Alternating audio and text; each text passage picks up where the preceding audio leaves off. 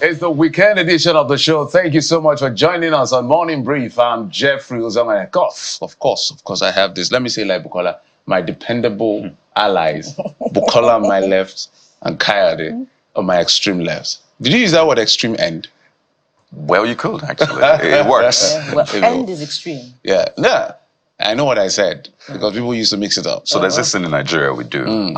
We don't say it once. Yeah, we say it twice for emphasis. So you can say bia, for example. Just like in Tanzania, where they double up on what they say. Yeah.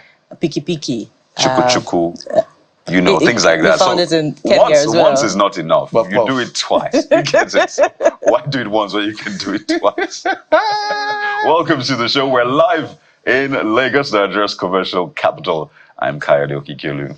Thank God it's Friday. It's that time when you rest, distress, and reset. Good morning and welcome. I am Bukola Kuka. So what is Friday for you guys?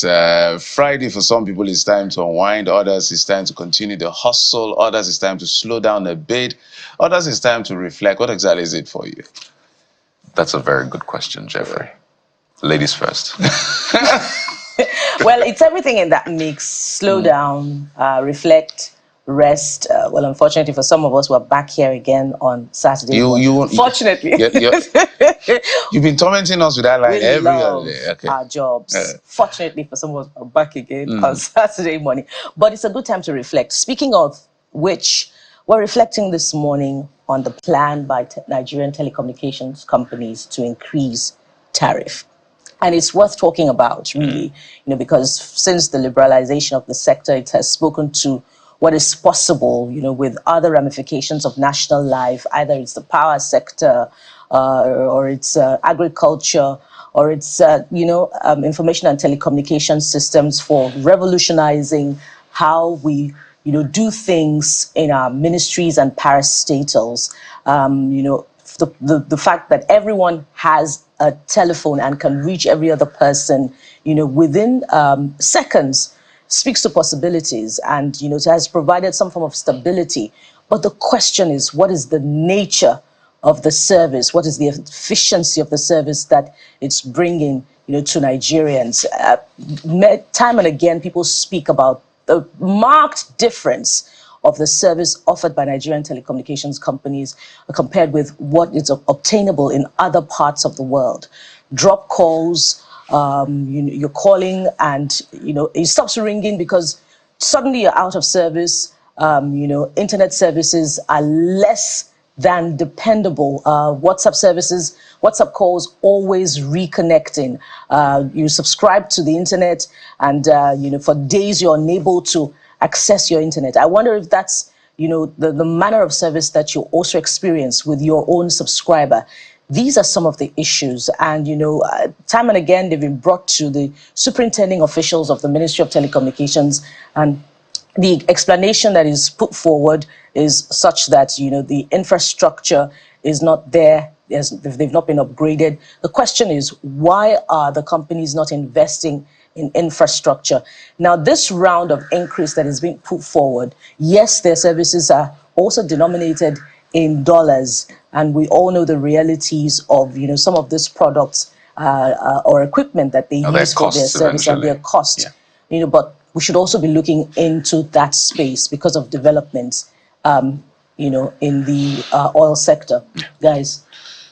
Well, there's a lot to unpack from this, really. But for me, it started from the point of nostalgia this morning. And I was joking and asking people that, how much did you buy your very first mobile phone? This is a flip phone, guys. I don't know if you can see this. It's like a collector's item right there. Lots of nostalgia. And people were telling me, I bought my phone for, 30-something thousand naira. Came with a SIM card.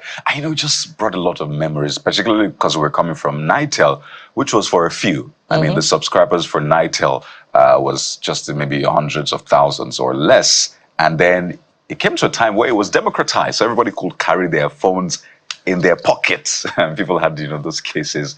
That's the nostalgic part, right? Then the call was maybe 15 naira per minute, 30 naira per minute. And then one of the providers came with the per second billing, right? And then we transitioned everybody. And this morning I tried to make a call and I realized that it was 15 kobo per second. And that's how much I was spending, and someone even said, that's so expensive. Mine is maybe 10 kobo, 8 kobo per second. So we've come quite a long way, absolutely. But then the question is, how much have we improved? Some will say we have to an extent, but obviously not where we ought to be. The telcos are saying for the past 11 years, they've not been allowed to increase their tariffs. Again, you talk about the quality we're getting, how you want to call Nkechi, and it is Adamu that picks the call and says, Nagode. I'm like, no, that's not the person I wanted to call. I don't know if that happens to you a lot. Oh. So we can talk about the quality. We can absolutely talk about that, but it's important to have that conversation. Again, just how much more can Nigerians stomach, guys? The power At sector, the end of the day, I petroleum, think and the rest. for young Nigerians, the big deal will be the cost of data. The cost of data has a way to affect opportunities and the democratization of that opportunity. That's the truth. When it comes to data, I think we're a lot more on data than even calls, Right. because we do a lot. And all of the AIs, the innovation in technology we talk about cannot be driven without this heavy data. And this data, if it's that expensive, it will deny some people, or even exclude some people, the ability to do certain things. For instance, people are watching us right now on their telephones, on their devices. It's driven by data. So if data becomes expensive, viewership may reduce and all of that. So it has a ripple effect at the end of the day. But we also understand what the telcos are saying. I think there should be a middle ground and understanding some sort of, because it's a business as well. They want to make revenue. They want to make profit as well. But it shouldn't be that aggressive across board. Everyone must realize that things are quite difficult, because the implementation of the two policies of the federal government, the removal of fuel subsidy and the FX market, all of that has affected things right now. That's why we keep asking that, are we not implicitly building an elitist society? And when that gap is so wide, crime will naturally increase, because it's a game of survival at the end of the day. But we hope that everybody will come to the table. The telcos, they have a point. We, the users or subscribers or consumers, we also have a point. So we have to sit on the table and say, how do we meet at a particular point that is not going to be breakneck? We've seen the subscription television increase theirs as well. We've seen everybody increasing. And who is at the receiving end? Us, all of us right here. We're all the ones on the receiving end. So how much more can we take, as we've always asked? How much more?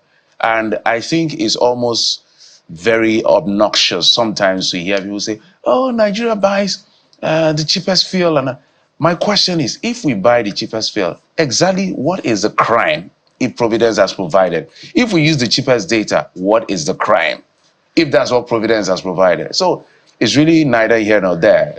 Just do the best you can. Coyote is talking about some elements of it. Bukola is talking about quality of service. We're talking about how to improve this sector. So let's do the best we can to ensure we have a great country, guys. Well, let's see how it plays out. But as I was talking about this, I was telling myself, when I compare telcos and discos, the gap is wide, shall. Well, there's some similarities. They have cause. Yeah. They end with cause. Just That's all. Nah, Just I'm gonna give one 5 and the other one 0. But you won't tell us which one. I won't tell us. You use your mind and decide. well, we know which Between discos and telcos, the match ends at 5-0. Sorry, Chelsea fan. I'm a Chelsea fan. I'm sorry. But I'd like to ask, really, would it be, an absolute truth for telcos to say that they haven't increased tariff in the last 11 years? Well, they said they've not been allowed when to. you Not been allowed. When you consider what you used to pay for a certain amount of data over the last couple of years, maybe in the last 3 years, you know that there's a perhaps 200 naira difference, between what you were buying for 1.5 gig in the last 2 years and what you're buying. No, some will say there's been a drop, now. actually. There's been a There's drop, been an actually. It's been consistently Yes. cheaper. Yes. There's been an increase. What you used to buy for 1,000 naira, maybe for 1.5 gig, you now buy for 1,200 naira. What Right. you used to buy, perhaps there you're was buying this- So I think the goal is to 1,000 buy more. If you buy more, you Yeah, pay less. less. It's So marginal, if, yes. Yeah. So if you buy like I don't know 5, I don't get it because I don't buy that. Well, for me, it's not necessarily cheaper. Right. Yeah. So Jury's out there. Let us know your experience. Tell us what your experience is, so you can begin to. You can give us type your already. score. You can give us a score between discos and telcos. That'll be a nice one. That would be a nice one. But that's not all we're talking We can about today. pin that on our hashtag. Yeah, send it to us. Between discos in your mind, they've been playing for Telcos have been playing for how long now? For as long as Niger left the 20 scene. years. 20 years. Over Disco 20 years. started barely 10 years ago. Yes, 10 plus years. So be fair in how the level of experience. Discos and telcos, who is winning this game? Let's forget about that for a moment. Let's tell you what we're doing today on the show. Well, it is difficult to underscore how far-reaching bullying impacts lives in the long run. What starts as what you consider a juvenile show of dominance can undermine a child's self-esteem in the future. But there's more to bullying than we really know. You heard the story the other day, and it resonates across board. An expert will help us unpack its layers right here on the show. And from bullying to another talking point, is it really true that GMO have no harmful effects on human health, as argued by its promoters? And why does Nigeria, which, as a matter of fact, is blessed with arable land, need modification of our agricultural products?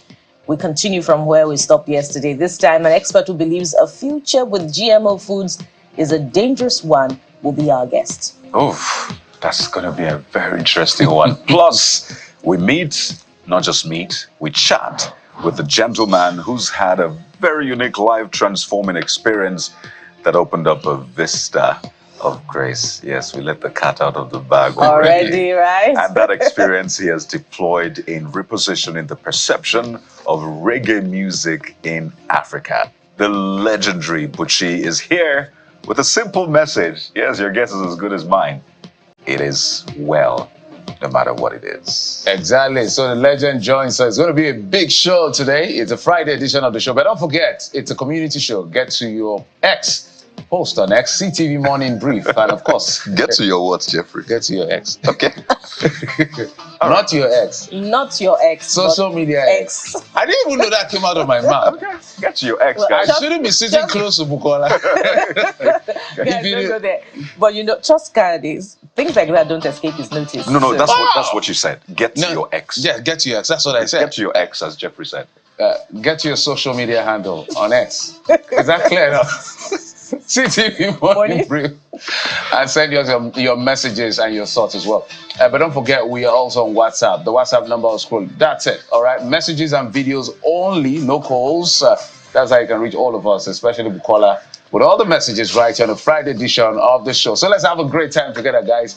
We'll take this break. When we come back, it will be time for your top stories. Join us again. After this time out.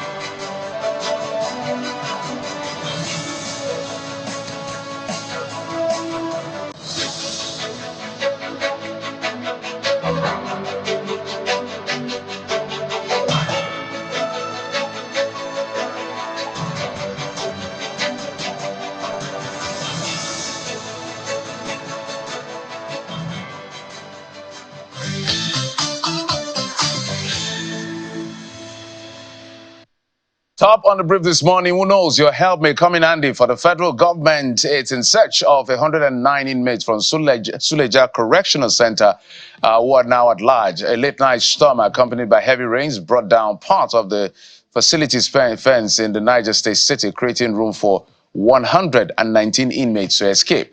However, the Minister of Interior, Olubunmi Tunji-Ojo, during his visit to the center, disclosed that 10 inmates have been recaptured and the government is considering relocating the facility due to what he calls urbanization.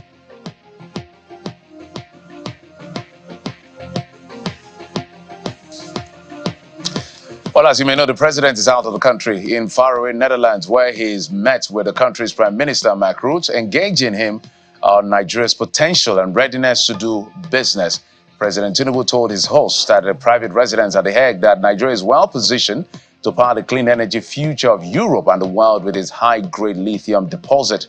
In a statement by presidential spokesman Mr. Jurin Gelale, the president explained how Nigeria seeks robust and mutually beneficial partnership to produce value addition in the solid minerals and other sectors of the economy. Apparently, the incident involving Dana Airlines skidding off the runway has set off some major housekeeping demands by the regulators, and the marching order is that all local airlines must undergo an audit. The directive has been executed or will be executed by the Nigerian Civil Aviation Authority and is to guarantee safety of passengers and sustain confidence in the aviation sector. That directive is coming from the Minister of Aviation and Aerospace Development, Mr. Festus Keyamo, whilst responding to questions on our program Politics Today, where he disclosed that Air Peace will soon commence Abuja-London flights. There's deep complicity within the system, and the cleansing process will start and continue till I get to where I'm going. It is a system of corruption that we are fighting, and we're going to bring down that system of corruption within the sector that I find myself. This sector is one of the most corrupt that I have seen, because people bypass regulations, and you know, the point with sector is that you don't have a second chance. It's not like a car when you are driving, you say there's a problem, let me park and check. There's no park and check. Once there's a problem on air, the next thing is that everybody's gone. So there's no room for error. I'm setting up a ministerial committee very soon, in a matter of days. What would that be doing? Bringing in experts, you know, in the industry, very experienced people in the industry on some of these issues. I'll be part of that cartel. Complete, you know, with this complicity and all that. Would Nigerians have preferred I keep quiet and be part of the cartel? Would they prefer? In the name of, and I now hide under the fact that I am not supposed to interfere. What am I doing as minister?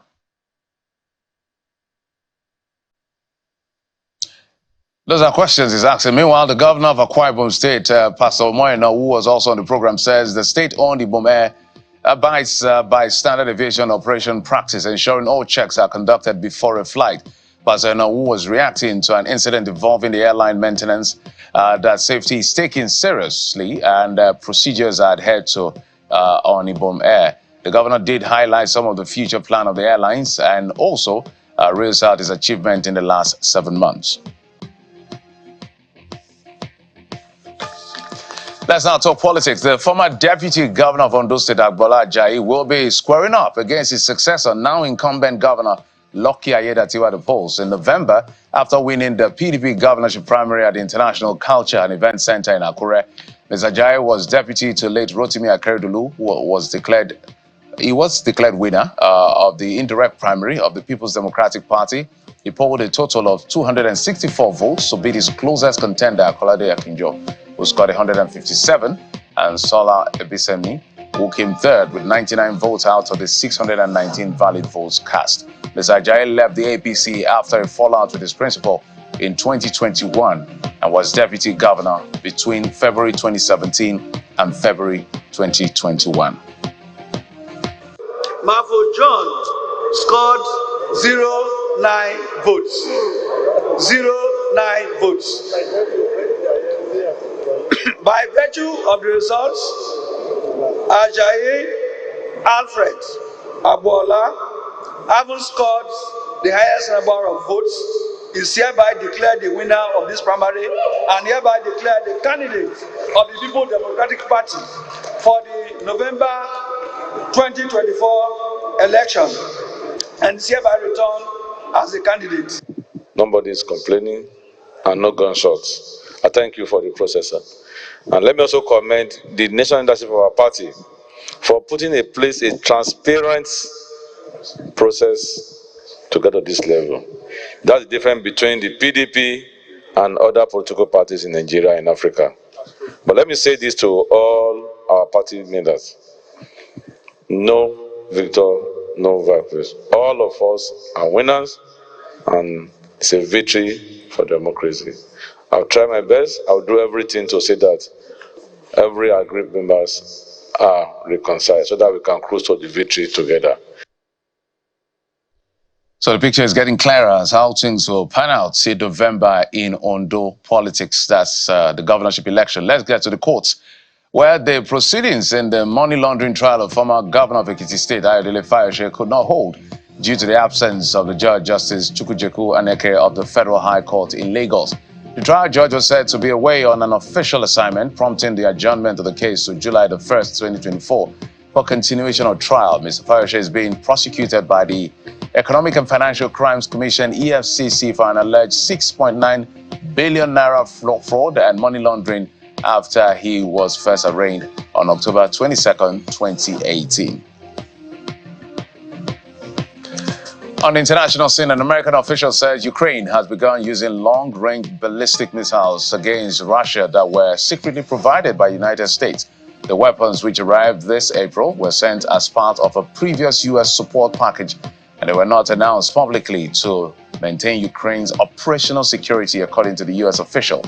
They have already been used at least once to strike Russian targets in occupied Crimea in a protracted war after Russia invaded Ukraine. In business, the exchange rate for paying customs duties at the nation's seaport has been raised by the Apex Bank from 1,150 naira 70 kobo to 1,277 naira 52 kobo against the dollar. According to the information obtained by the official trade portal of the Nigeria Customs Service, latest hike in the customs duty charge represents about 11% increase or rise in rate when compared to the previous rate used for opening Form M paper, and 127 naira 36 kobo increase per dollar needed to clear goods at the port. According to the CBN, the increase comes as the naira extends its deadline against the dollar, as it dropped further by 0.1% to 1,309 naira 88 kobo against the dollar at the Nigerian Autonomous Foreign Exchange Market, that's NAFEM, on Thursday. Let's get to the exciting world of sports as it begins its farewell appearance in the Spanish capital. Rafael Nadal has breezed to a straight-set victory over 16-year-old Darwin Blanche to reach the Madrid Open second round. The 37-year-old says this week he was not fully fit, but defeated his American opponent 6-1, 6-love in 1 hour, 3 minutes as he continues his comeback from injury. The 22-time Grand Slam champion is expecting 2024 to be his final season in tennis, and this is his last appearance at the Madrid Open.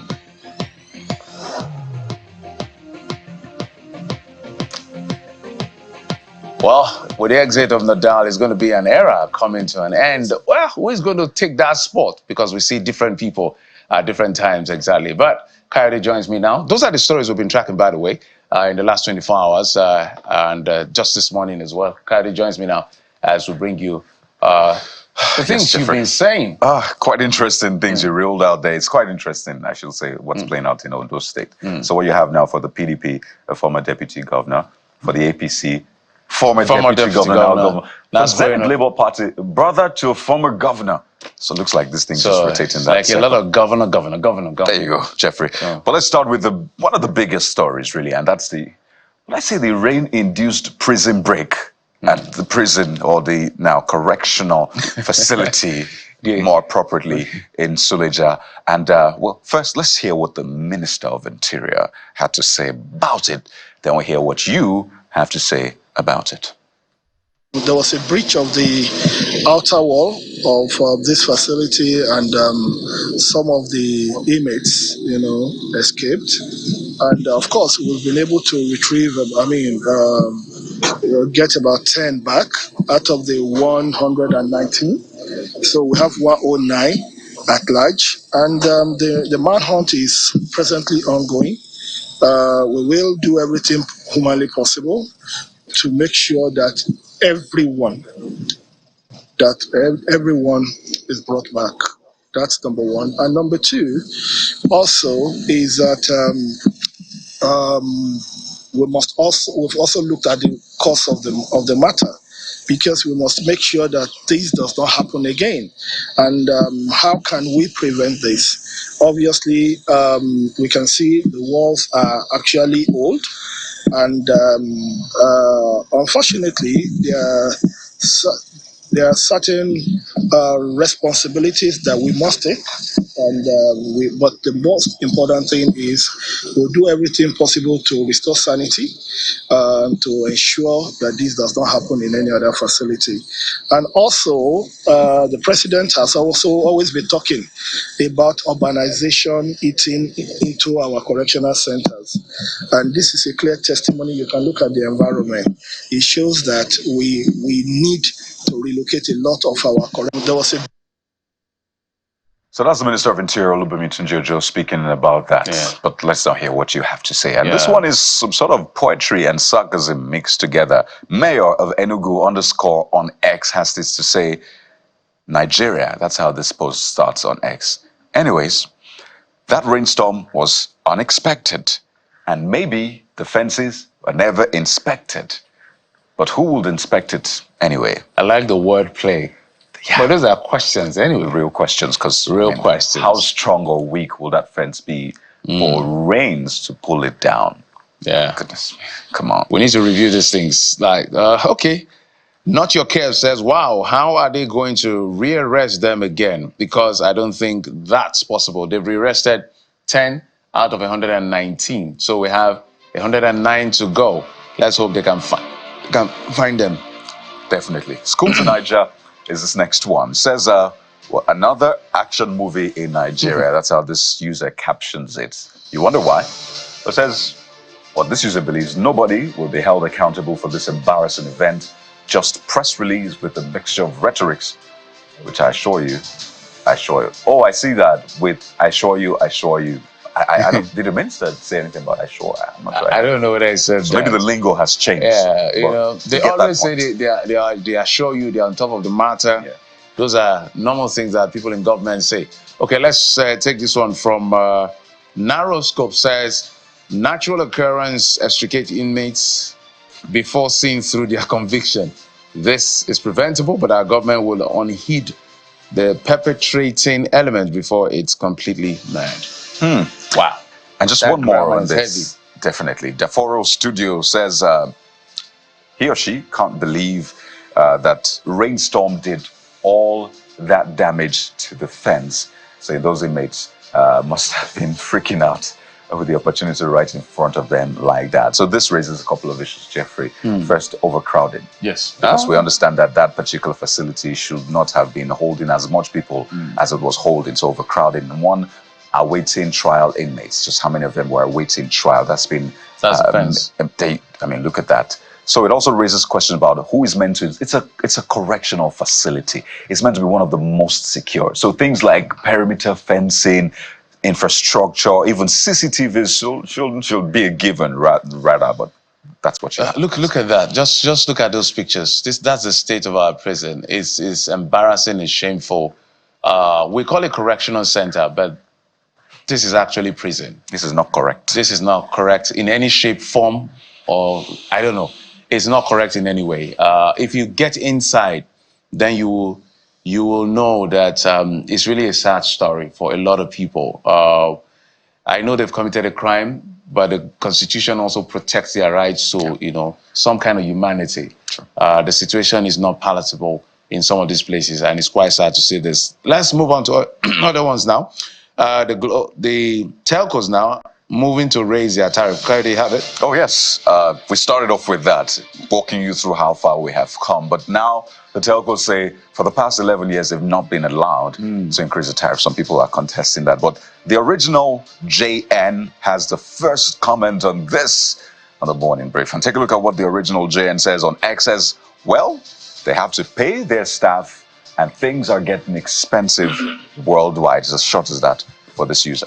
All right, Miss _DEJ says, I hope they also take into consideration the impact on their customers and strive to provide better service alongside any changes. That's what we talked about earlier. Well, Bayo B1 takes a different angle to this entirely. He says, when shall we have good news in this country? Who have we offended? hey, Sunday Okoya did some great stuff of late. I mean, we jubilated about that. So hold on to that for now. Says, what are the functions of Nigerian Communications Commission? That's the NCC, who's going to deliver us from this mess every day, every hour, every minute, every second. The price of goods and services keep on increasing. Yes, that is a sentiment, and you're absolutely correct on this one. Things increase literally per minute. So what's going to happen? We'll wait to find out. Okay, the next says David _Tari says the problem is increasing their tariff and the data won't even last at all. Data. We The elephant in the room. Really. Data. Quality Data. and the quantity of the data.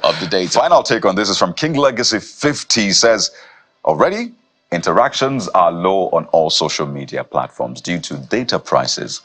I'm looking forward to the effects of the new increment. So these are the realities that we have right now. Okay, let's talk about the people that are trying to check all of this hikes. The FCCPC. I like to say that slowly because I realize when I say it, it's a mouthful for me.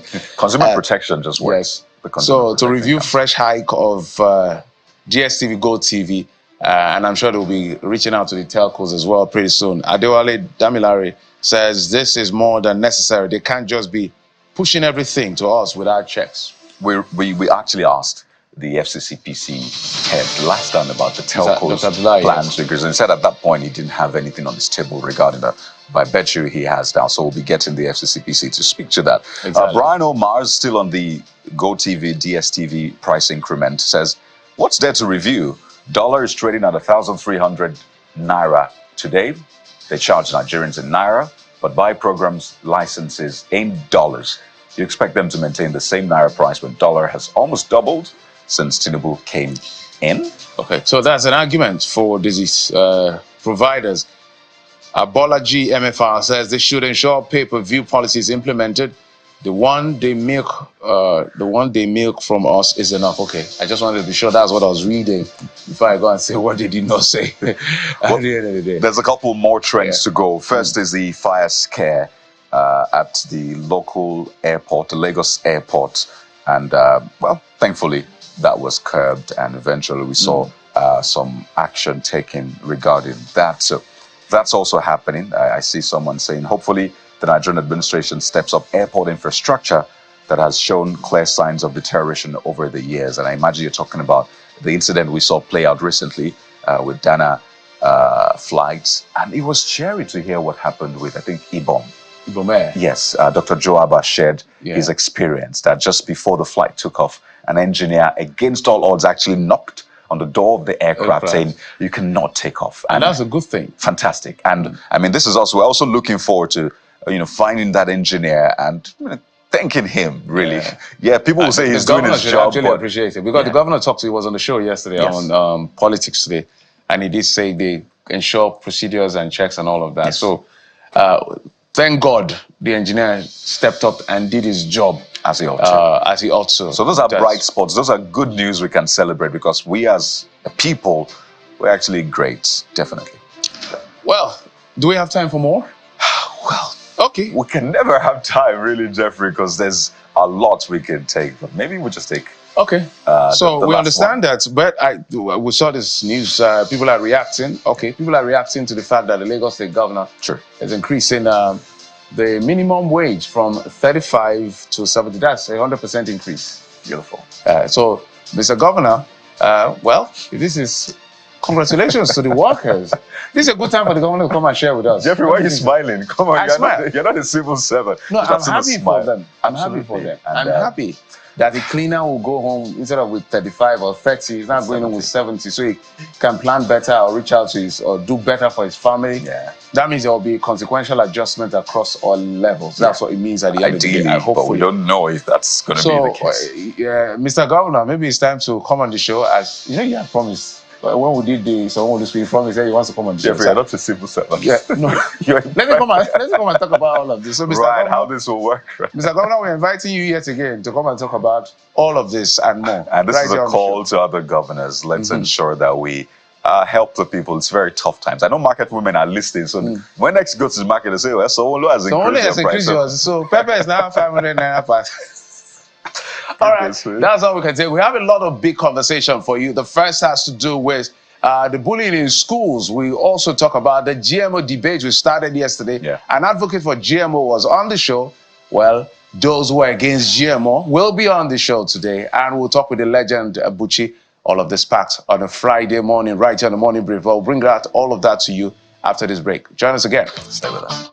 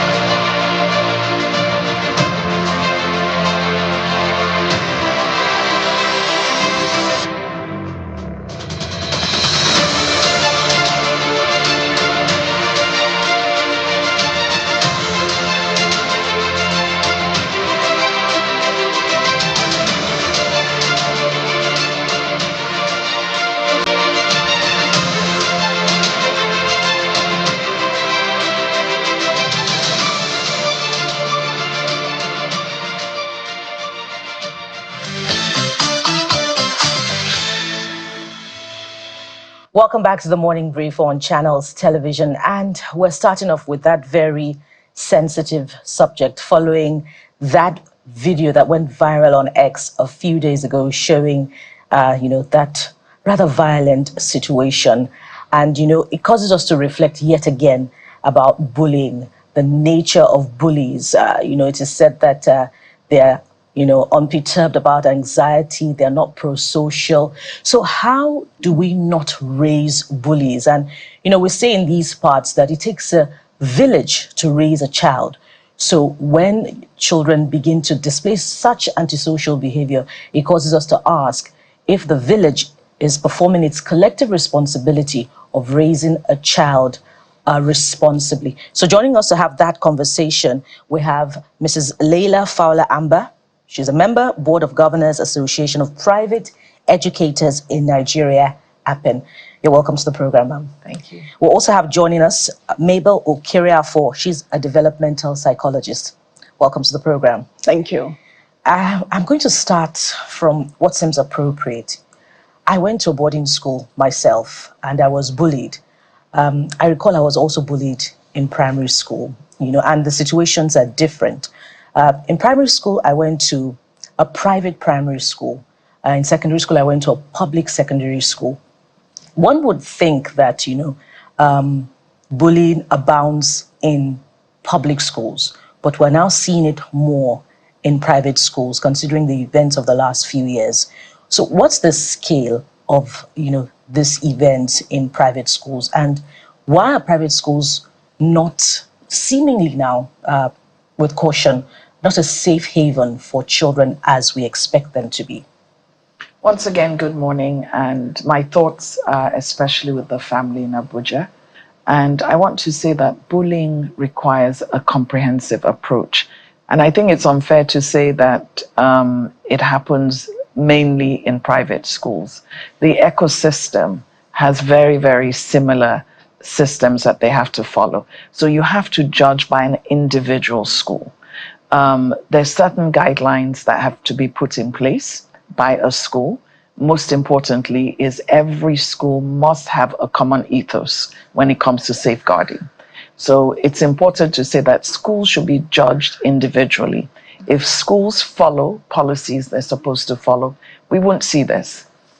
And every institution, educational institution, globally or in Nigeria, whether public or private, must have a safeguarding policy, must have anti-bullying policy. I think it's coming to the limelight because maybe you've had incidences where you have seen private schools have been highlighted. But I can speak especially for our organization, APEN. For you to join the organization, you have to have certain policies in place. We visit schools to make sure those policies are in place. So I think that when we're talking about bullying, what we should be looking at is that it's a community approach. They shouldn't be blamed because, first of all, values begin from the home. Parents are primary parents. The school are secondary parents. And it's very unfortunate because we have a third parent that's taking over the first and the second parent. What we are seeing in the system is there's a lot of neglect. Neglect meaning there's emotional neglect, there's detachment from parents. Parents have to be part of the journey. I'll give you an example. I run a girls' school, but I have 3 boys, the oldest being 32. I was very present when they were going to school. I needed to ask questions. I need to make sure my child was in a safe environment. So I think, first of all, we should take away the bias that this happens just in private schools. We don't have statistics in Nigeria, but if you look at statistics globally, and you have to understand the alphas and the Generation Z have the same traits as any other teenager globally. We're seeing that 20% of students globally are being bullied. So it's a global issue. It's not a private school issue or public school issue. It's an issue where the whole community, you spoke about community parenting, is an issue now where we have to understand that parent modeling is key to the development of the child. We have to understand that parents have to take responsibility, educators have to take responsibility, students have to take responsibility, because it's a triangular relationship. And once there's a gap, a parent is not involved, a student is not involved, the school is not involved, you're going to see more of bullying. But most importantly, what we should be working on is to make sure that the education ecosystem follows all guidelines concerning bullying policies, concerning policies that keep the children safe. Well, pardon me, what I meant was that, you would have thought that private schools would be more of a safe haven than public schools. I didn't say that. Yes, bullying was whether more prevalent private in private or schools. public, the ecosystem should follow the same policies. We're seeing a lot of policies. I mean, I live in Lagos State, and we're seeing that the governor in Lagos State, because I've worked I've volunteered in the system on some committees, and we're seeing that the ecosystem, once you follow a policy, whether you're in public or in private, I think we shouldn't have a division to say that it's safe to be in every system. You're all part of the ecosystem, because at the end of the day, whether you go to a public school or you go to a private school, we're all going to meet in the marketplace. So it's imperative that we follow policies, and it's imperative that the government is very strict about policies as well to ensure that these are being enforced. You talked about guidelines and that all schools should follow, and I believe that speaks to, you know, what is called a code of conduct. I think when I went to school, it was called a prospectus that informed you about how we should behave in a particular school, and it should be obtainable in all schools. Absolutely. But it appears as if, from what we are seeing, evidence that is emerging, that not all schools are observing it to the letter. So, for instance, in the school where this has happened now, just a few days ago, one of the responses, according to the report, is that the school said what happened was an incident between minors, you know, and that evidently is not just an incident between minors. So, is it complacency on the part of the school, or is it factors around the school happenings, you know, that inform such lackadaisical disposition towards such an incident within the school? Give us an insight. Definitely, I don't know the facts, just what I've seen on TV. But if the facts present as there is, then there's definitely something lacking. All parties, the students, the parents, the educators, must understand the anti-bullying policy. And all anti-bullying policies are very similar. It's really enforcing that there has to be empathy, there has to be safety, there has to be respect. You have to make sure that you're not bullying any individual, because bullying comes in different forms. So what I am seeing is that these policies are not being enforced. It's not a one-off. It is a constant. You have to also understand that even bullying policies have to be reviewed. The bullying policy you used last year is not going to be the same bullying policy you use the next year. So what we're seeing is a bit of carelessness in some spaces. It is important that there are clear guidelines as to consequences. There's no way you can water down a consequence like that and say it's just between minors. There has to be clear consequences, right, so that children and the entire ecosystem understand that it's not tolerated. Okay, let me come to you, the developmental psychologist. Let's leave the systemic. Let's get to the individual. Okay. And I'm going to posit it like Bukola did with an experience. I went to a community secondary school in my JS1. The first day, I was bullied. I cried. The second day. The third day, until I had to, Nigerian parlance or global parlance, man up and be ready for anything. Now, this is what it did to me. I went to the secondary school, like a young chap. You want to get the best of grades, come the first 3 in the class. But because of how I was bullied, I made up my mind that I just want to successfully leave JS1 to JS2. I don't care whether I came last, because I had a big plan. And my plan was against the brothers and sisters of everybody who bullied me. Fortunately for them and me, by JS2, I left the school. So my question is, what it goes through the mindset of the people who always come out to look for people to bully? I want you to walk us through their mindset, because if we can diagnose that, we can help in some way or form. Okay, thank you very much, and good morning. Good morning again. I think fundamentally, in the mind of the child that is engaging in bullying, I'm just listening to your story, and what's coming to my mind is social learning, right? You went through a process, and from that process, you had a goal in mind. You're going to do the same thing you have learned because someone had showed you, right? So someone had modeled a particular sort of behavior to you, and from there, you also want to perpetrate the acts, right? So social learning is key when we talk about the incidents of children engaging in bullying behavior. And what goes through the mind of a child? I like to tell people this and keep it as clear as possible. A child is always a child. Children come into the world with fresh ideas, ready to learn. So the child at first is a peace-loving individual until someone begins to show them that there could be an imbalance somewhere, and you can take advantage of that imbalance. Because the child that is going to engage in bullying behavior would not necessarily do so if they feel they're at the disadvantage. But when they begin to perceive that I have an edge over this person, and I can use that edge to my advantage, and the environment also creates a reinforcing factor for that child that sort of strengthens that perception for the child, then the child would continue. So for some children, there's been a history of things from the past. Like she said, something that is very fundamental. Where's the child coming from? What has been the relationship of that child with the parents at home? The people within the environment, the home environment.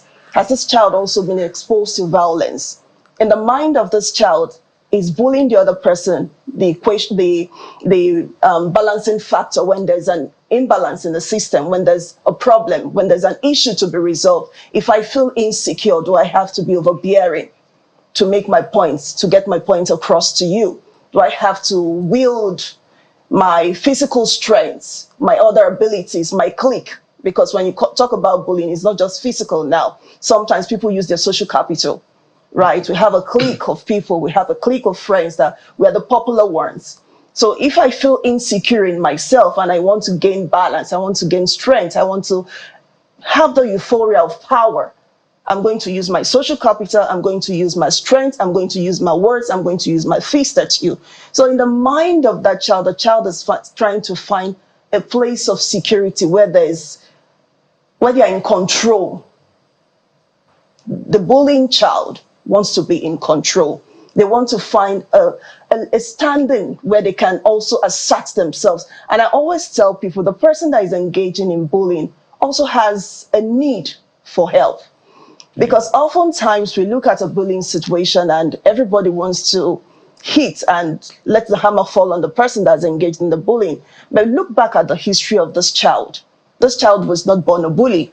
This child was socially engineered to take up the persona of a bullying person and then begins to perpetuate bullying. So for the child that engages in bullying behavior, it's a thing of being in control. It's a thing of finding a way to express their assertiveness. It's a thing of finding, creating that power shift for themselves where they are no longer insecure.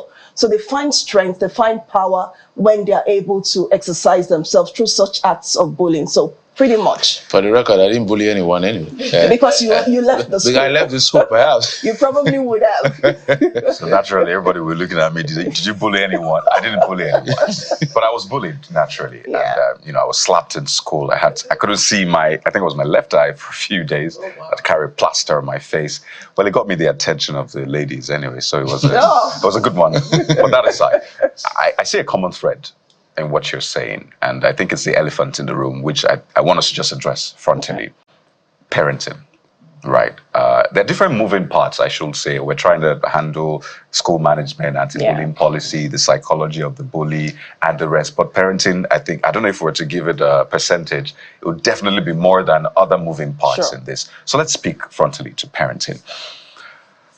And I know parents are watching, and I don't want to even indict any parent, but these are things we need to talk about.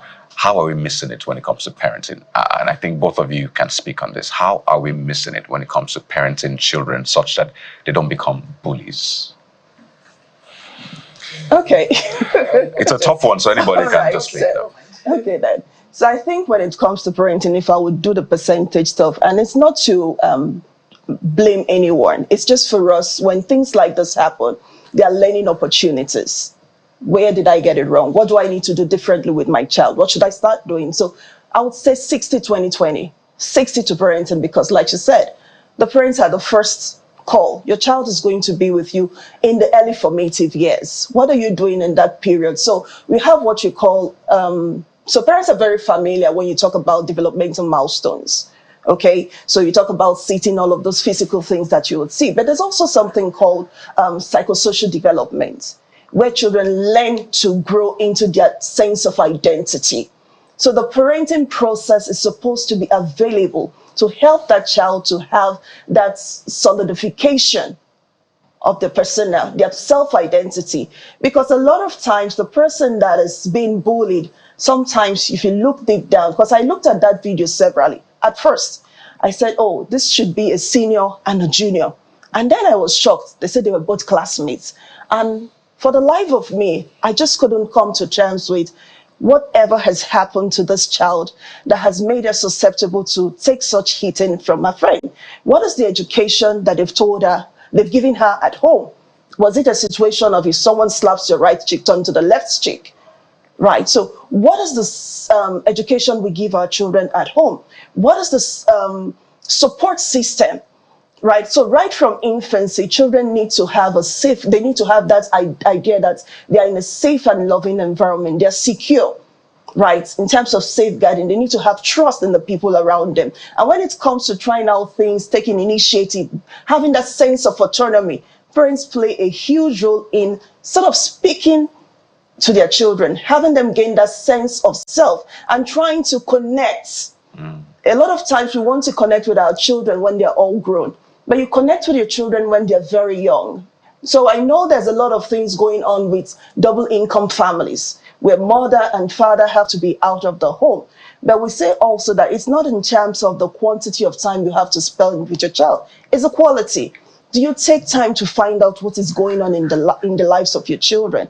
For instance, if your child is having a situation in school, are you a safe place for them to come and discuss that? Are you available? Because these things don't just happen overnight. There are incidents, there are situations that have come up, even right in the home. Nannies, aunts, uncles. This child has first been bullied at home. So the self-esteem has already been depreciated, even from home, and then getting to school. And they discovered over time, there's a sense of learned helplessness for this child. I can't do anything about this. I don't have anyone to talk to about it. And even when they talk to you about it, do you take action as a parent? Right. I don't know if you want to comment on this. Yes, I'll be happy to come in. I think I'm going to be a little harder being in the school system. There's a lot of neglect with parenting, and parenting starts from the foundation. And a lot of parents are in denial. Parents have to understand that children have various faces and they play various roles depending on where they are. We're seeing a lot of neglect. We're seeing a lack of involvement. We're seeing a lot of denial. So it's important that parents understand that they have to be active parents. You cannot supplement being active with material things. As parents, you have to build memories. You have to understand that it's a journey.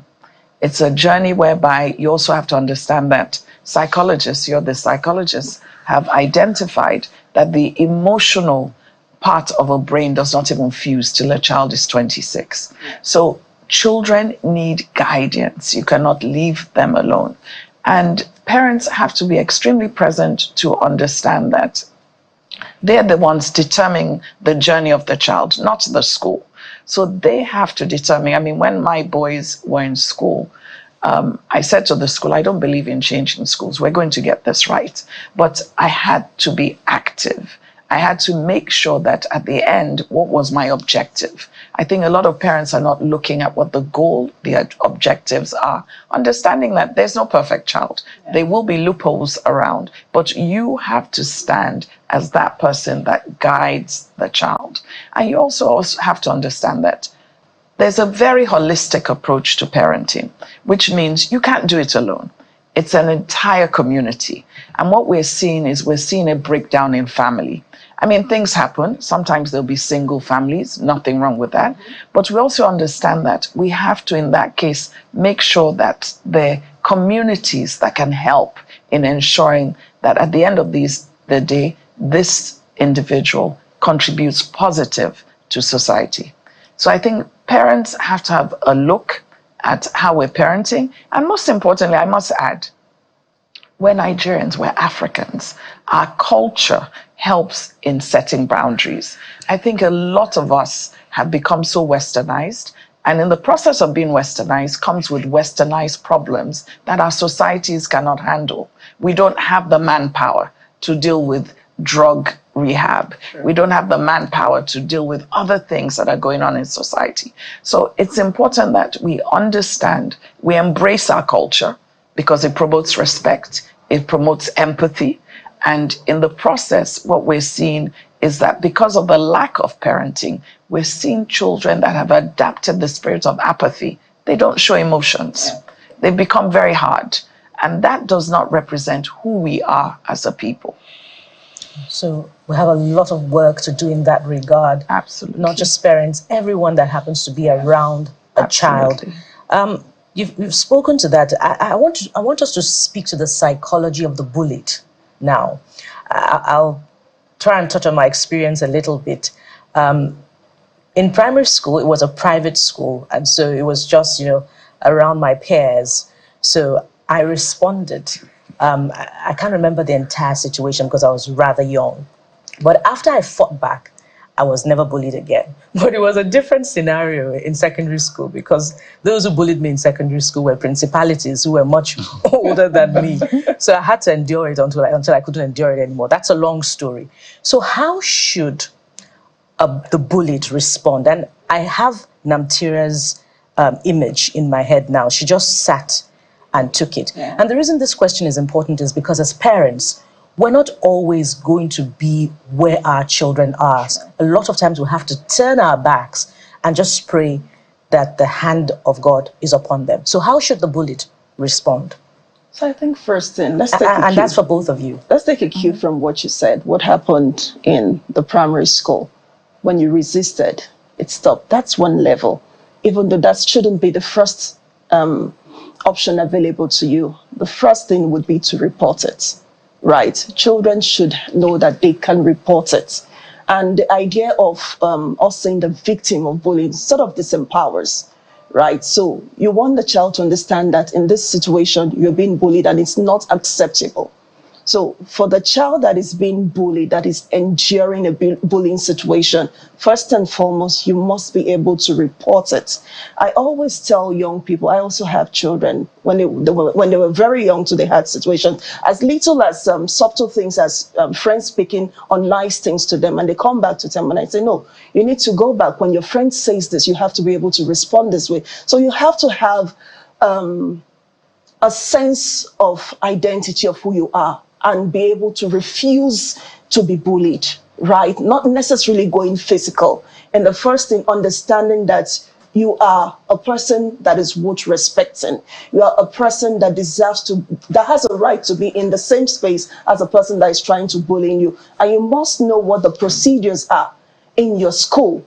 When you report to a person in your school, the teacher, your class teacher, nothing is done. Go walk up to the next person, the next responsible adult in the school environment, report. If nothing happens, report to your parents at home. And another thing I've discovered, because when the Sylvester issue happened, I was in the midst of some teenagers and we're just talking about it. And you will discover that for children, there's this cultish perception that when you report what is wrong, then you're a snitch. Even though what you're reporting is inimical, is wrong. And it's time we begin to reorientate our children to understand that a snitch is not a label for reporting what is wrong.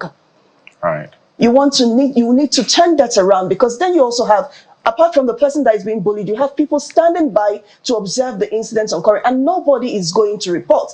And what we are all communicating, what that environment is communicating to that child that is being bullied is, you can't do anything about it. You have to let it go. That is wrong. You have to understand that you can report it. You can disempower the bully by reporting it. And then you have to be able to assert yourself, right? I saw that in Namtira. I don't know what switched in her. When the girl hit her, I think it was in the cafeteria. When she hit her the first time, she tried to block it off. And then all of a sudden, she just goes into a shell and she's no longer responding. So I'm thinking, what could possibly have happened if she resisted and walked away from that place? We probably would not have had a recurrence, very likely. So you want to be able to stand your ground and say, no, you can't do this to me. And if you continue, I'm going to report this. If I report it to this person, there's no action. I'm going to escalate to the next person, and I'm going to report to my parents. And so parents also must know that when your child reports something to you, do not leave it. Go to the school and discuss that thing with the school authority and resolve it. Because a lot of times I heard from 1-2 children that, oh, if I report it to my mom, my dad, nothing happens. So that is a further disempowering of the child that is being bullied. All right. Yeah. Jeffrey. Ma'am.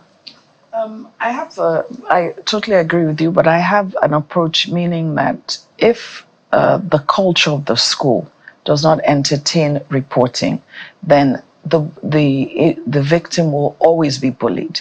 So it's interesting you say the children should report it, but what is the culture of the school?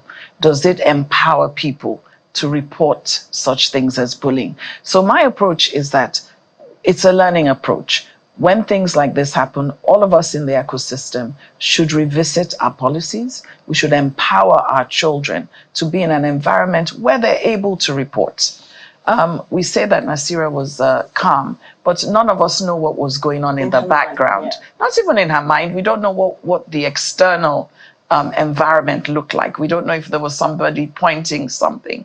So it's important that we cannot help somebody being bullied until the structures are put in place to ensure that whoever is being bullied is empowered. And that goes through a lot of education.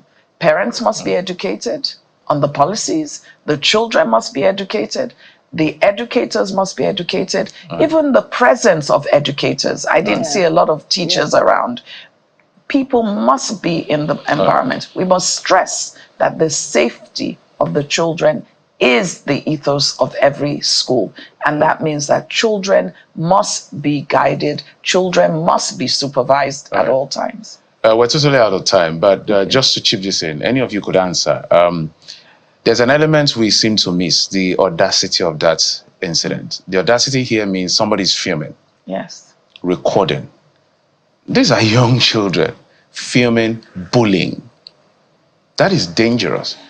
So, straight question, when it comes to these kind of incidents, what should be the appropriate punitive measure? Expulsion? What exactly? In 30 seconds. Well, being in a school system, I can only speak for my school. The child will be expelled because, first of all, the child has killed the esteem and gone against every policy that needs to be done. And most importantly, you talked about the phone. Schools should not have children having phones in schools. In a particular school in the UK now, the headmaster has decided that children stay till 7 p.m. and do extracurricular activities because he has seen the impact of children using phones. So if it was in my own environment, the child will be expelled. However, I must add, did the school, you can't just expel a child if you have not provided guidelines, you don't have policies in place that identify that a child will be expelled if they are part of such activity. Okay.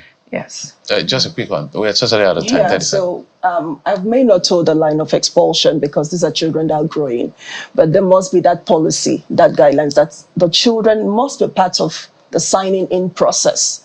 They must acknowledge, they must sign that bullying policy to say, okay, if I do this, these are the consequences. Meaning there's a pre-communication, and then you could have a graduated sequence of consequences depending on the severity of the instance.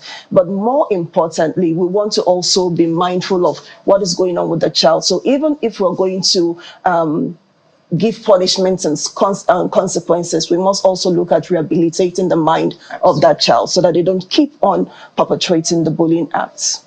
Well, sounds like a situation between the rock and the hard place, particularly because if that video didn't get out, maybe, that bullying could have continued in that school. And that speaks to all other schools where bullying is taking place.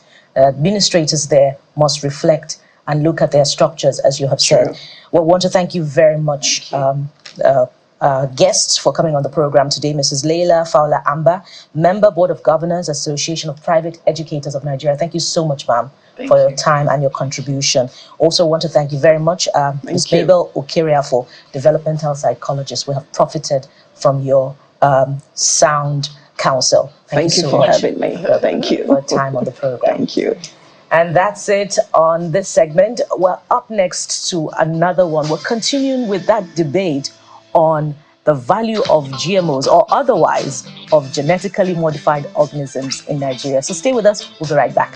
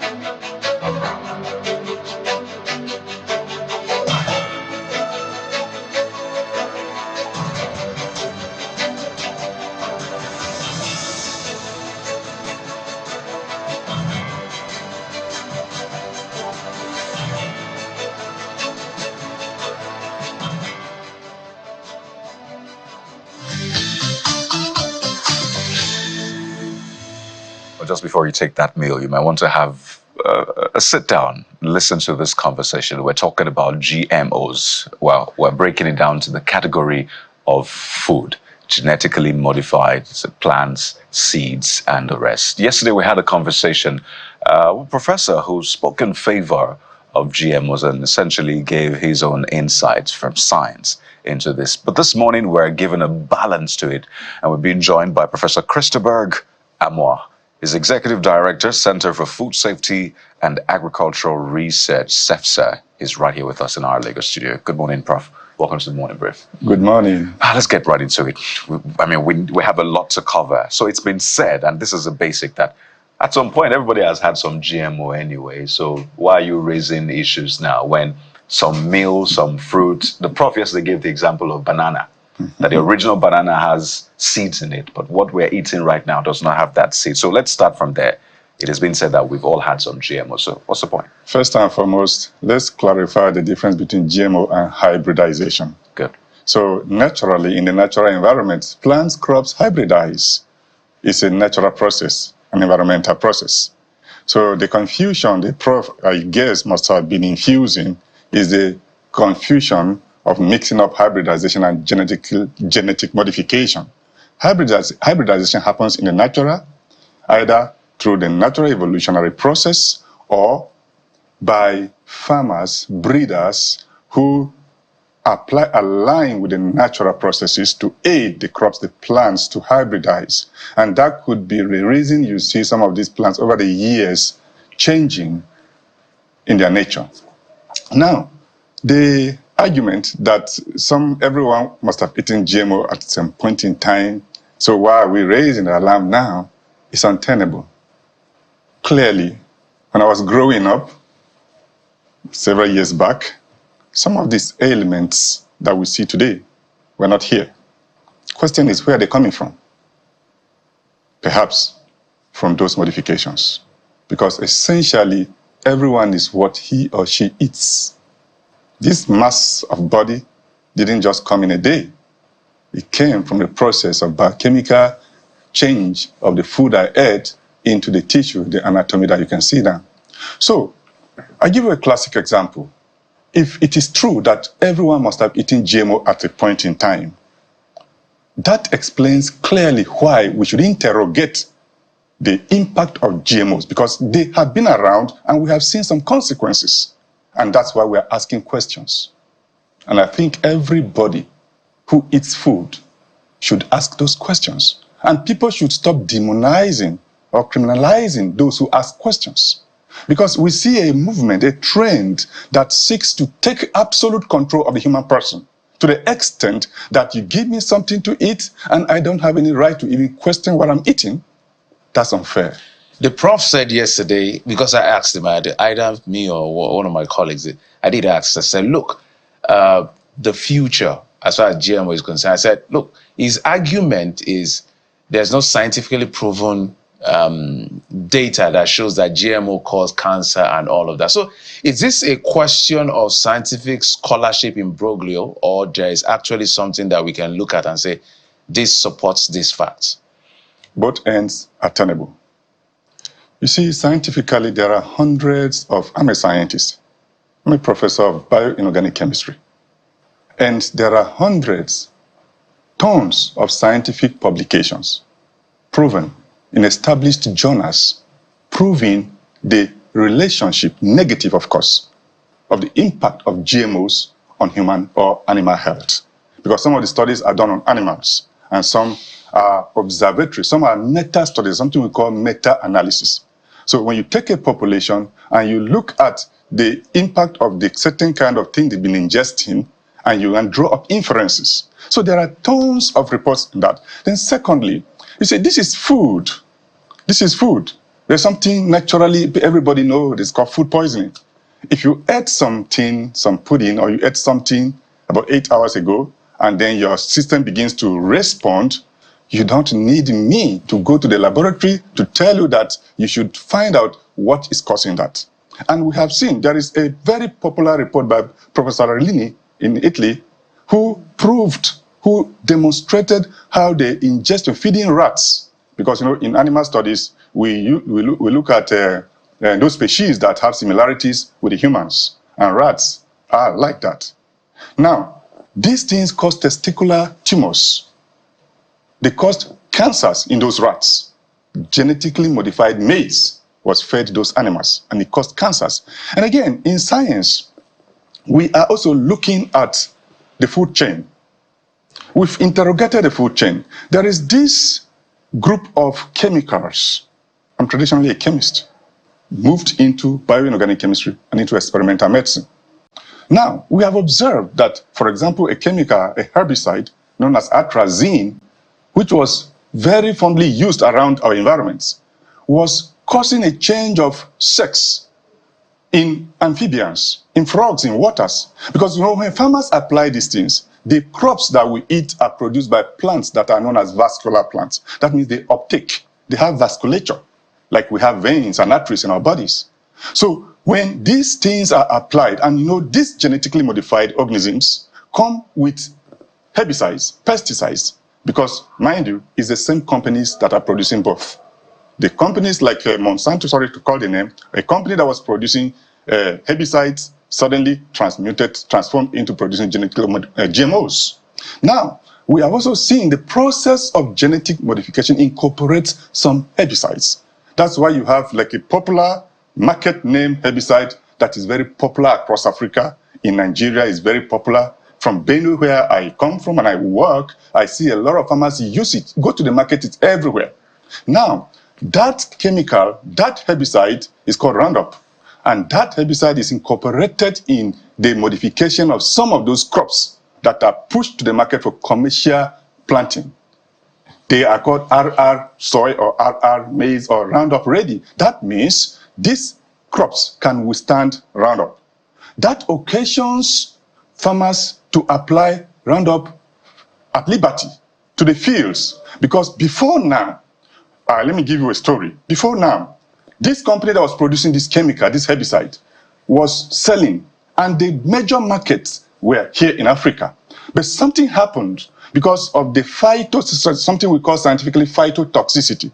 These chemicals are toxic to the phytochemistry of the phytophysiology of the crop, of the plant. Now, these chemicals were also adversely affecting the crops, the plants. And farmers were experiencing some adverse effects, some of the crops dying together with the weeds. So these companies now came up with modifying the crops so that they can withstand the impact, the effect of those herbicides. Now farmers are at liberty to apply those herbicides freely without fear of harming their crops. And what that means is that more herbicides are pumped into the environment, unlike when I was growing up, that my parents and myself, when I was being taught how to farm, because Benue is the food basket of Nigeria. And we all farm. Every household in Benue is a farming household. So we used to pull out weeds, but now go to Benue, everybody is applying, pumping chemicals. And now what that means is that environmentally, when rain falls, there is runoff, there is wash down. And some of these residues are run off into surface waters, and some of them seep into groundwaters. And then it ends up in human bodies because people drink those things, and some of it is absorbed and retained, persists in the vasculature or even in the anatomy or the structure of the seed crops. Well, so people eat those things, and these adverse effects are being experienced. If you go to the hospitals now, you see the graph is climbing. Juvenile diabetes. Before now, diabetes type 2 was not a disease of children.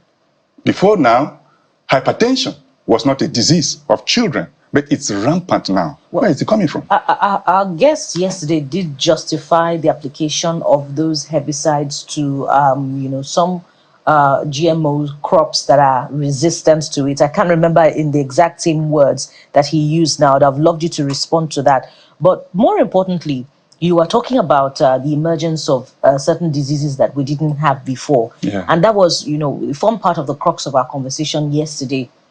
Despite the very real concerns about the possibility of some of these diseases being linked to the development and the introduction of GMO crops to our agricultural sectors, there still is very little evidence to prove it. So why are scientific research is few and far between that would link the concern about the relationship between these diseases and GMO crops? I'm sorry, I have to correct you. Go ahead. The evidence is everywhere. The papers are there. I'm a scientist. I deal with them, I publish, I research. And in researching, we do literature review. We don't just jump into the laboratory to begin to investigate. We look at previous investigations and see where there are gaps, see where we need to improve. So the evidence, the publications are plenty there. If it was the right forum, I could reel them out to you. And then secondly, research is ongoing. But you see, in the scientific... Pardon me, sir. So for instance, for the Roundup corn now that is emerging, what is the scientific research to prove that the consumption of that is related to any type of cancer? And indeed, you can also talk about other GMO crops, for instance, the tomato and allergies, cancer. In the corn you mentioned, I already mentioned the research in Italy. There are also researches in Argentina, in Southern America.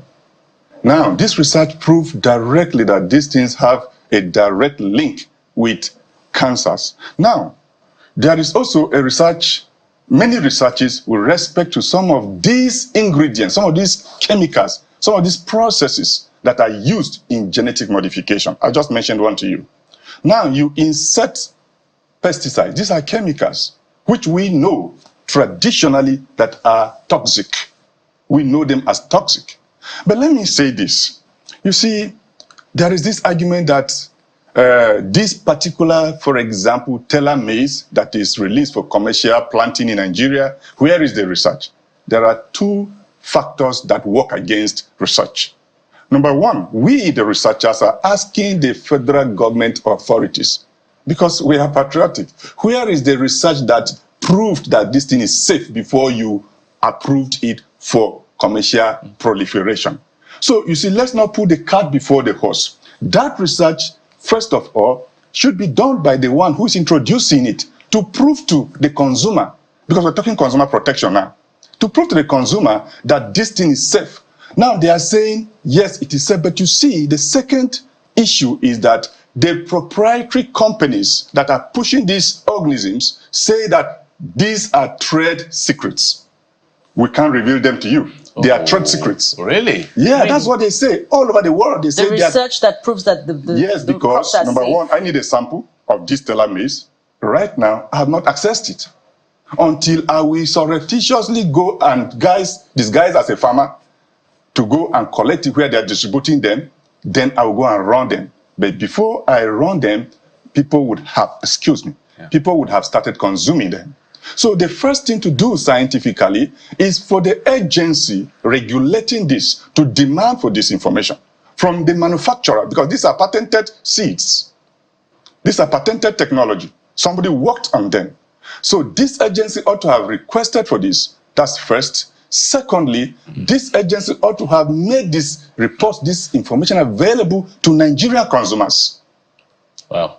That's a list they should do, That's right? the list. Put everybody to know, let us know what research or data backs the introduction of the safety of this. But I want to backtrack a bit, because they say if it's not broken, why fix it? So do we have a problem really with growing crops with yield such that we're now requesting or bringing in what is called hybrid or genetically modified crops? Do we have a problem with agriculture in Nigeria? Yes and no.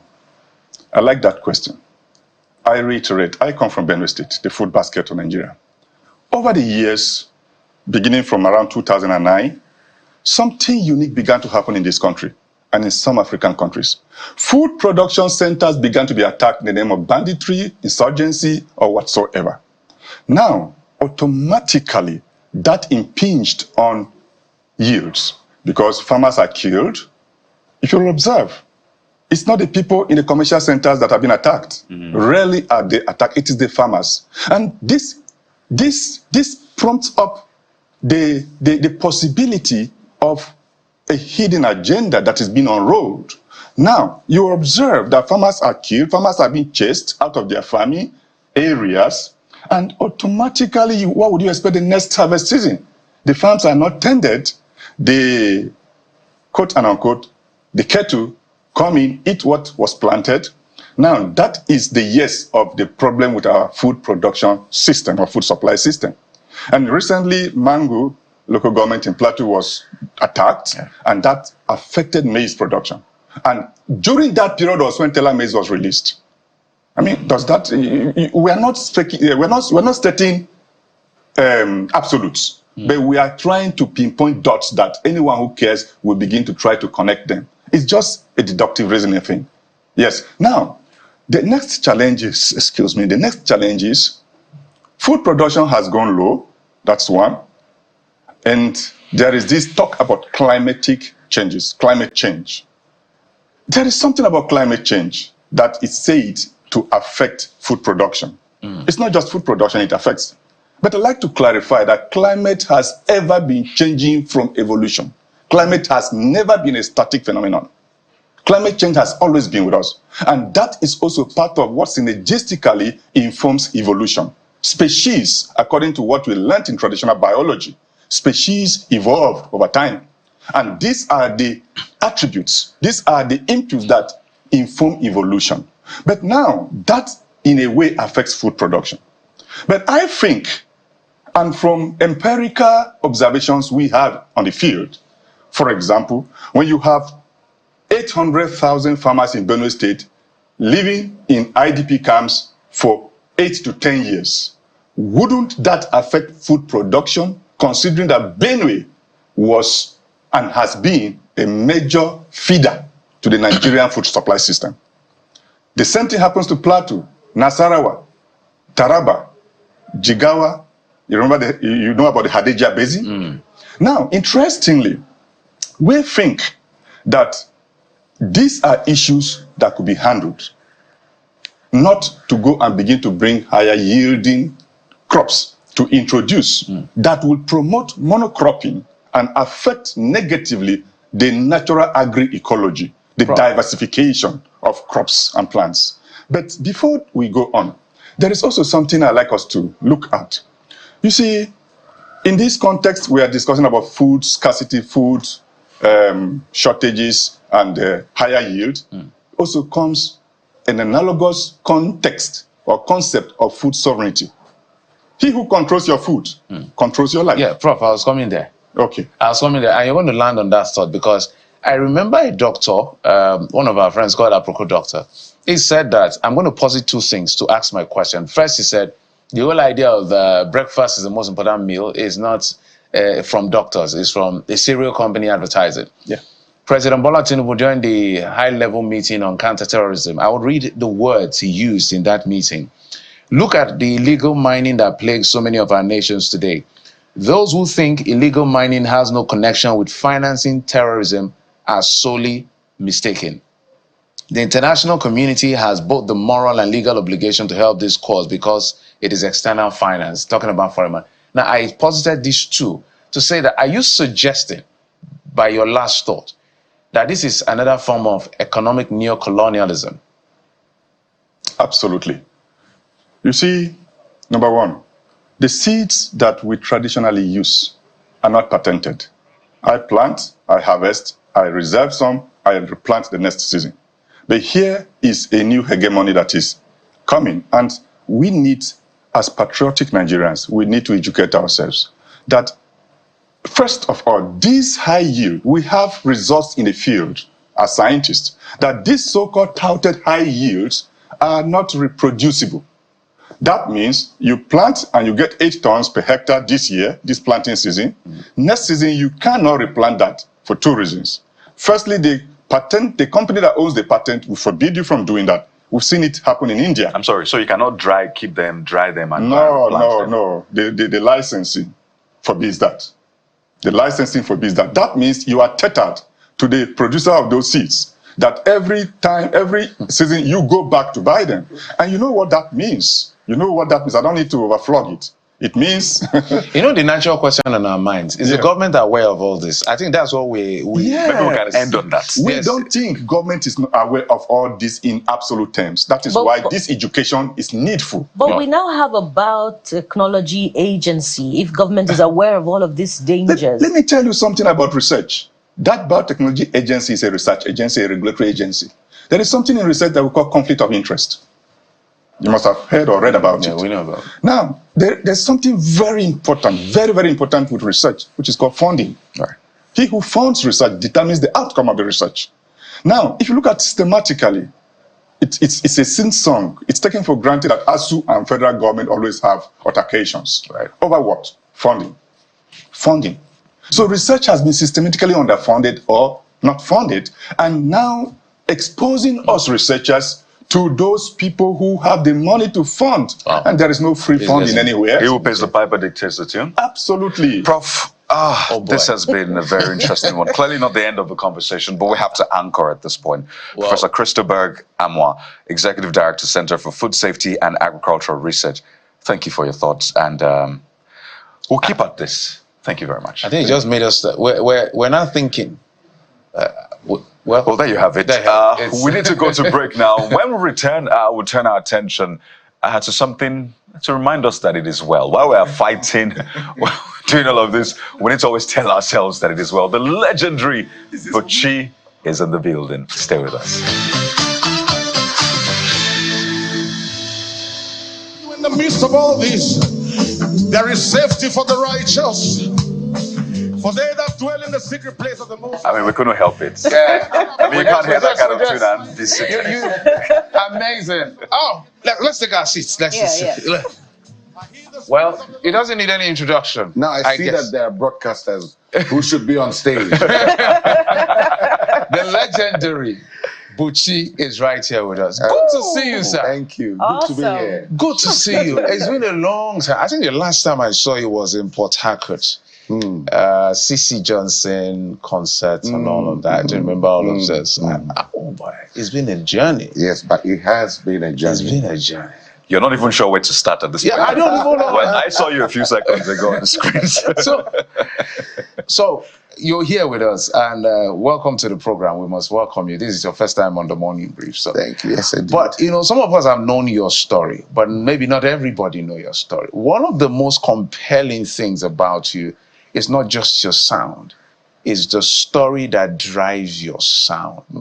You want to walk us through that? I know you said it over and over, but it just keeps becoming new every time you say it. It will take the entire program. No. You can do that in 2 minutes. If I did that. Yeah, okay. Well, I'm coming from a peculiar background, a nightclub DJ, and at the same time a university lecturer. What a combination, yes? Wow. And transiting to the choir of a church. And having been involved in the campus confraternities, cults, having been involved in drug abuse, having been involved in all of those things, youth violence, my music had to be somewhat different, influenced by that background and also with an intention to make a change. And so all of those escapades led me into the kind of stories that you are referring to, stories that manured the songs that I eventually put out. Gun running, violence. I recently published a book titled My Weed and I, which talks about what the weed could do to the mind of a growing child, indeed adults as well. I'm trying not to tell the story. I suspect that you are Yes, no, you're free to say what you want to say. referring to. But it is true that at a point in my life, we were lined up for execution. It is true that the people who were to execute us were already kneeling before us, ready to fire. It is true that I called out to a God that I didn't know. If you save me, I will serve you. Since we don't have all the time, let me just say that he saved me from that firing squad. And I devoted my life to serving him. Yes? And to seeing that my music is not empty. To seeing that my music becomes an extension of the classroom for me, having been a teacher in the university, to see that the stage becomes an extension of the classroom. Who says that the musician cannot sing about GMOs? Who says that the musician cannot sing about government policies? Who says that the musician cannot sing about trends, events, and happenings which inform the quality of life of the people? If you go back in time and look at the songs that were released between 1967 and 1975, they talk about the war and the experiences of the wartime. So I'm amazed that I now live in a generation that whose music does not seem to document the happenings of our time. I'm amazed that I live in a generation where the musician is no longer a philosopher, but some kind of rabble rouser. You know, you are everything. You are allowed to sing just about anything, not things of substance. So I come from a different perspective. I believe that we should clean up our lyrics. I believe that we should apply ourselves and our art to things that are relevant to society.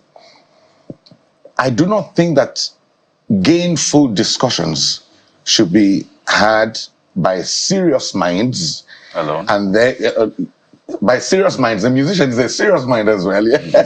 Absolutely. Yes. I do not think that these discussions should be had by serious minds. And then as an aside, let's listen to some music. And then the musician begins to talk about the wagging of the bum and all of that, the shaky, shaky, shaky. No, I don't think so. The musician is a philosopher. The musician is that person whose words can be quoted even in serious discourses. Well, Brother Buchi, some of us have heard your story in the past, but it remains new every time you share it, and you're a gift. We're grateful, to still have your music and you being a force of good. I'd like. There's so many things to talk about. I don't even know where to go, but I'll go to your book and the concern arising from it that you had to address recently. The comment made by someone that little wonder that you had to do reggae, because of your past with drugs. But I'd like you to address that, particularly because there's now a preponderance of that view that every musician must use performance-enhancing drugs before they can excel at their performance, particularly because they have to stand before a very huge crowd. And then, when you look at the history and the founding father of reggae music itself, I'd like you to, to touch on that as, a difference and a departure from the norm. I think it's a narrative sold by people of interest or people interested in the matter. It's like saying to me that to watch a good movie, I need a popcorn. Yeah, they go together. And people buy it and people do it. They practice it. It's like saying that for me to watch a good football match, I need a particular kind of drink with me. It's okay to sell your product. It's okay to sell your idea. But I don't have to accept it absolutely, because I know that I can watch a good movie without a popcorn or with something else. I also know that I can watch a football game without the drinks in question. Yes?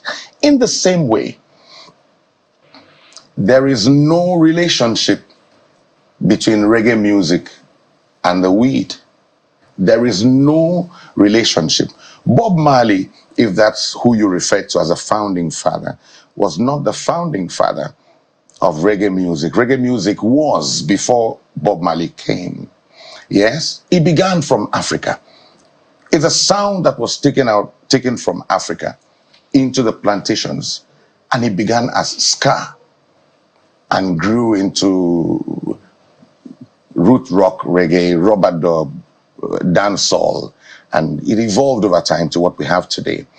But nothing says that you can't sing without smoking. It's an idea sold by people, perhaps organizers and administrators of music, and people bought it. Are they really performance enhancing? Do you do better when you're high? Really? I don't. Yes, I've been there. Now I'm here. And I do know for sure that the substances I took at that time did not enhance my performance. I don't think they did. It is true, however, that you have to be in a certain state of mind to give your best. Drugs don't take you there.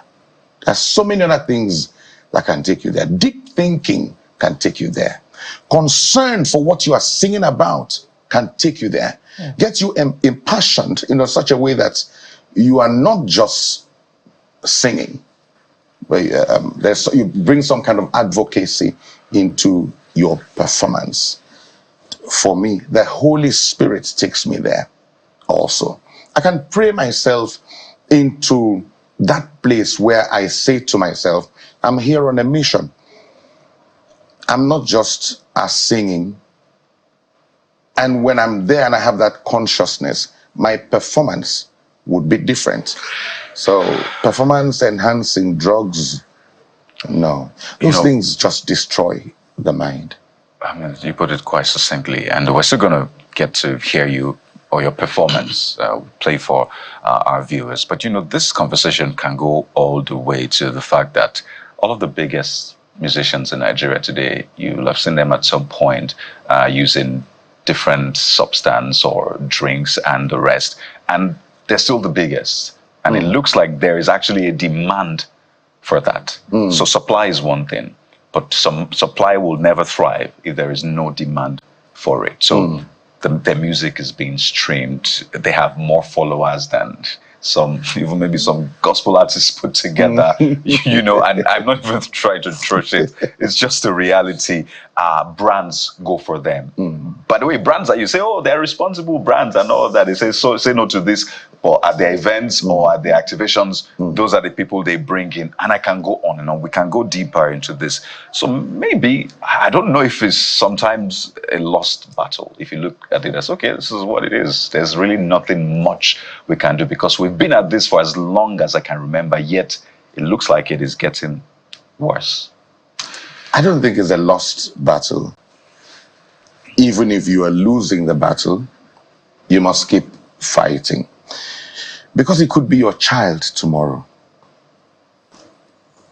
I know people who, the very first time they took that substance, lost their minds until yesterday. They had not recovered themselves. And these are things that happened over 30 years ago, 20 years ago. The fact that a lot of people are following a thing doesn't make it right. Anything you promote would gain followership. And so if we decide to promote that which is right, if we decide to promote a consciousness of creativity without drugs, it would become popular also. But this is cheap. This is available to people. It has mass followership. And so if you're an investor, you put your money in it and you make more money. What are they looking for? They're looking for money. They're looking for fame. But we're looking for something else. Money is good. Fame is good. But do you have to lose your soul? Do you have to lose your life? Do we have to lose these children in search of money? Do we have to promote that which we know destroys them ultimately? No, we don't. I'd say no to that. Is it a lost battle? Absolutely not. We will continue to say that you can be at your best without performance enhancing drugs. All right, let's take one of your sounds. Then we're going to come back and take a few more questions as time will allow. Let's listen to him.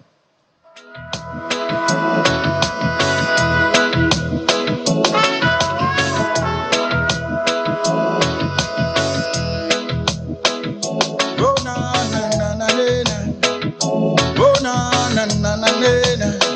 Shooby-dooby-dooby-doo, shut up, shut up. Shooby-dooby-dooby-doo, bang. Shooby-dooby-dooby-doo, shut up, shut up. Why should a man carry God and fail? Why? Why should a man carry God and cry? Why? See, it was a beautiful African Sunday. Man, them dress up in them three-piece suit and the beautiful colors of the African print.